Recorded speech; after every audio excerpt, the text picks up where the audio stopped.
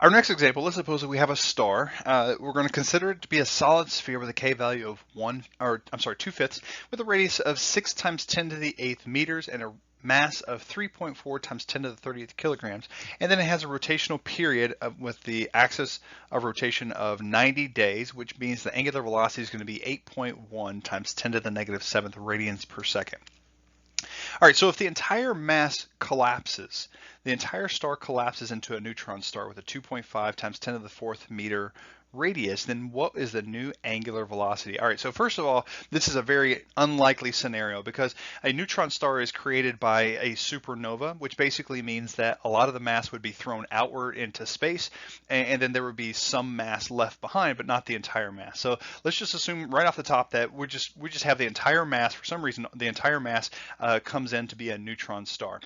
All right, so we go from a radius of 6.0 times 10 to the 8th meters down to 2.5 times 10 to the 4th meters. That's a huge drastic change between the radius. So what we're going to do is with a drastic change in the radius, that means a drastic change in the moment of inertia, we should get a drastic change in angular velocity. So let's figure out what the initial moment of inertia is and then use that to find the initial angular velocity or angular momentum so that we can use that for the final. All right, so 2/5 times 3.4 times 10 to the 30th times 6 times 10 to the 8th squared. We get that. We're going to get 4.9 times 10 to the 47th kilograms meters squared. Then we take that final angular momentum. The final moment of inertia is going to be equal to the K value times mass times the new radius, which is 2.5 times 10 to the 4th squared. And we get a total of 8.5 times 10 to the 38th kilograms meters squared. All right, so we got our two moments of inertia. Now we have our angular momentum initially is going to be equal to the initial moment of inertia times the initial angular velocity. So that's going to be that 4.9 times 10 to the 47th times 8.1 times 10 to the negative 7th. And we get 4.0 times 10 to the 41st kilograms meters squared per second. Then we're going to use that for the final as well. They're going to be equal to each other. So the final angular momentum is going to be equal to the final moment of inertia, which is that 8.5 times 10 to the 38th times the final angular velocity. So now we're going to set these two equal to each other because the initial equals the final. So the final angular momentum equals the initial angular momentum. We'll go ahead and plug that in. And we get that the final angular velocity when we divide by 8.5 times 10 to the 38th is going to be 470 radians per second. 470 radians per second. Now to give you an idea of how long that actually is if you convert that to the period, then that's going to be about 13 milliseconds. So it goes from 90 days with this big radius of 6.0 times 10 to the 8th down to 2.5 times 10 to the 4th meters, and it's going to have an a period of 13 milliseconds. All right, so our next example, let's suppose we have a disk that is rotating. So a mass of 0.25 kilograms dropped on top of a disk with a mass of 0.4 kilograms that's spinning with an angular velocity of 3 radians per second. So this object down here, the 0.4 kilograms is rotating at 3 radians per second. And then when this one drops on top of it, what's going to be the final angular velocity essentially? So we know the angular velocity will decrease because the top disk didn't have any angular momentum initially. So when they collide together, then the total angular momentum is going to be the same.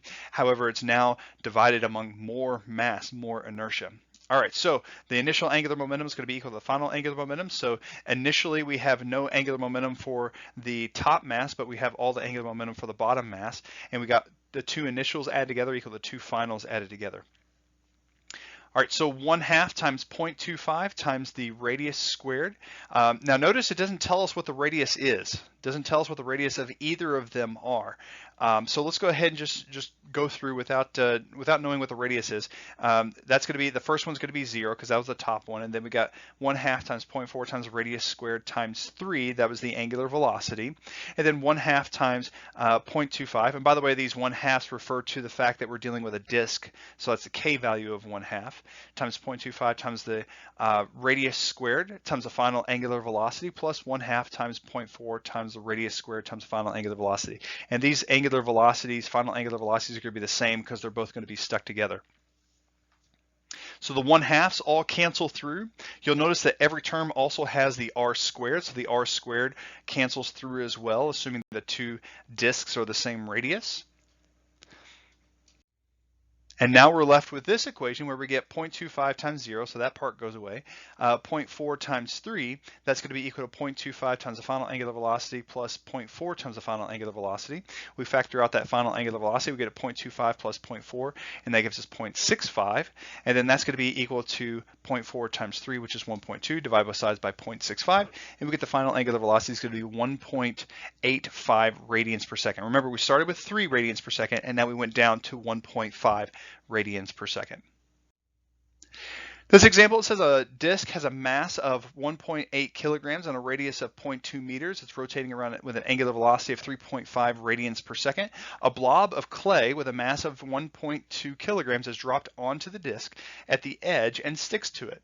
So what is the new angular velocity of the disk clay system? So essentially the last problem and this problem are exactly the same, except you're just dealing with a different object that has a different moment of inertia.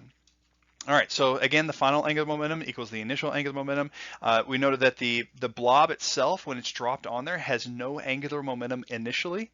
And then the final angular velocity of each object is going to be the same, so we'll just call that final angular velocity. So all the initial angular momentum is in the disk itself, so it's 1/2 for the K value for the disk times 1.8 times 0.2 squared times 3.5, that's the initial angular velocity. And then we add the two angular momenta together because now we can basically treat it as one object, so 1/2 times 1.8 times 0.2 squared. And then the K value for a blob of mass, a point mass, is going to be 1, so 1 times 1.2 times 0.2 squared. All right, go ahead and do the math, and we get on the left-hand side 0.126, and on the right-hand side we get 0.084 times the final angular velocity. Divide both sides by 0.084, and then we get our final angular velocity is going to be 1.5 radians per second. Our next example says for a uniform rod that's at rest on a horizontal surface with a pivot fixed at the left end of the rod, a student launches a sphere of clay toward the rod along the path shown in the figure above. The clay sticks to the rod and the rod's center of mass, and the clay and rod system begin to rotate. All right, now what's interesting about this problem is we think about conservation of momentum.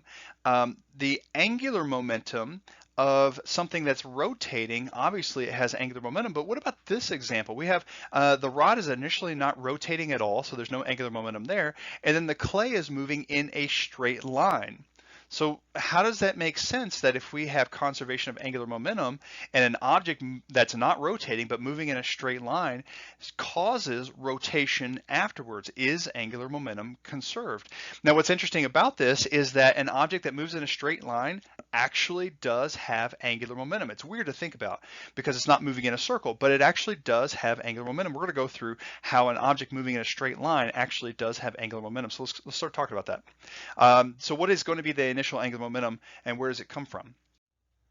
So in talking about the angular momentum of a point mass moving with a linear velocity, we have to look at the actual definition of angular momentum. The actual definition of angular momentum is the radius cross the momentum. Now we haven't talked about cross products too much, but effectively what that means is that that means that the perpendicular component of an object's momentum has angular momentum. So if you have an axis of rotation, that the momentum, the point mass is moving kind of with respect to, maybe not towards, but parallel to, only the perpendicular component, if you draw a radius from that axis of rotation to the object, only the perpendicular component has any angular momentum. All right, so it's similar to what we talked about with torque, where essentially the lever arm, which is the shortest distance, if we took the momentum that's moving in a straight line and we take that line and the closest distance that line gets to the axis of rotation, that's the lever arm. So that's actually going to be the same case with this as well. Even though it's moving in a straight line in linear motion, it does have angular momentum. All right, so we get this object that's moving, and then we have an axis of rotation. Now in this example, we have an arbitrary axis of rotation. Doesn't really matter where we put it. But in the example that we had previously, you know where the axis of rotation is going to be because you had a rod that it was going to hit that has a fixed point, and that fixed point is going to be the axis of rotation. But for the sake of this example, we're going to make this our axis of rotation, just an arbitrary point, but just so you can see where the angular momentum comes from, this object that's moving in a straight line. All right, so the perpendicular component, you got an angle here, so the perpendicular component there, and you get all the trig going on, and you get that the moment of inertia, the angular momentum is going to be equal to the perpendicular component, which is that sine component to that angle. So the momentum times sine of the angle is going to be multiplied by the distance, the radius here. All right, so that's going to be our angular momentum. That's going to be the equation for our angular momentum. Now let's look at the object as it moves to a different point. Let's say it moves to this point. Okay, so now we have a different radius. We have a different radius, but we also have a different angle. Basically, the entire momentum is now perpendicular to the radius. So our angular momentum is going to be equal to the cross product, and basically those two are going to be multiplied together. Now, if you look at the initial angular momentum, it's got r1 sine of theta. This one has just r2. So what relationship does r1 and r2 have to each other? And what you'll notice is that if we make a right triangle out of this, where the angle is right there, that was the same angle that we used for the perpendicular component of the momentum. The sine component gives me this side of the triangle. So that means R2 is actually R1 sine of theta. Now, if you can imagine this, let's say we move this object all along this line here. Then the radius, the hypotenuse, is actually going to change, and the angle is going to change. But with that right triangle, this side of the triangle stays the same. The lever arm is always going to be the same length. No matter where you are along this line, the lever arm, that shortest distance to that line, will always be the same along the entire line. So that means the lever arm is going to be R1 sine of theta. So if we plug that in to this equation, you can see that the angular momentum actually stays the same. It's the same angular momentum. So even though the object is not moving, quote unquote, in a circle, moving in a straight line, it still has a constant angular momentum. So for an object moving in a straight line, the angular momentum is going to be equal to its momentum times its lever arm. That's the shortest distance of the line going through the momentum to the axis of rotation. All right, so back to this example, we see that we have this object that hits the rod at a distance from the pivot point. So let's give this some actual values. Let's say the mass of the rod is 3m, the mass of the clay is going to be m, the length of the rod is going to be d, and the clay is moving with a velocity of v. All right, so with all that information known, what is going to be the final angular velocity of the entire system? What is the angular velocity of the clay rod system when the clay sticks to it? Okay, so let's look at the angular momentum of the clay. The angular momentum of the clay is going to be equal to its momentum times its lever arm, which its lever arm is going to be half of d. So that's where we're going to get this right here. The momentum times its lever arm. Now the initial angular momentum of the rod itself is going to be 0, so that part actually goes away. But the momentum of that object is moving in a straight line times the lever arm, that's going to give me my angular momentum initially. Now if you look at the final, you notice I didn't put momentum times lever arm at the end. I put its angular momentum, or I'm sorry, its moment of inertia times the final angular velocity. Now the reason I changed the equation is because after it hits the rod, it actually is going to be rotating in a circle. So we're going to use this definition of angular momentum. All right, so the initial angular velocity, the final angular velocity of each object is going to be the same, so we're going to factor that out. And essentially, since they stick together, then we could take their two moments of inertia and add them together. All right, so the moment of inertia of the rod is going to be 1/3. So a rod that's fixed at its end is going to be 1/3 times its mass times its total length squared, plus a point mass, which is going to be m, and it's half the distance of the rod, so m times d over 2 squared, and then all of that's going to be multiplied by the final angular velocity. And remember, its lever arm was d over 2 as well. All right, so you'll see that the mass actually will cancel as we go through, because 3m and then m here, every term has mass in there, so that cancels. So we're left with velocity times d over 2, and then we got the 3 times d squared over 3, so you'll see those 3's will actually cancel. This is d squared over 2 squared, which is 4, so d squared over 4, and then all that's going to be multiplied by the final angular velocity. All right, so we bring the d squared out. So we pull this d squared from both of these terms out to that point right there.